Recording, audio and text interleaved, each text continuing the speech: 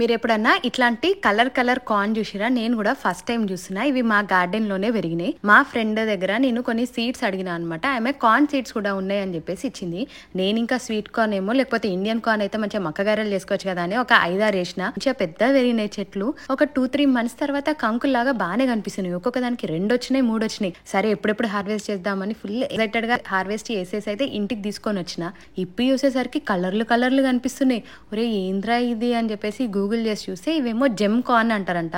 సరే ఏదైతే ఏంటి ఏమైనా రెసిపీస్ ఉన్నాయా దీనిపైన అని చెప్పి చూస్తేనేమో ఎంతసేపు ఎతికినా అసలు ఏమి దొరకలేదు. జనరల్ గా ఇక్కడ అమెరికన్స్ డెకరేషన్ కోసం యూజ్ చేస్తారంట.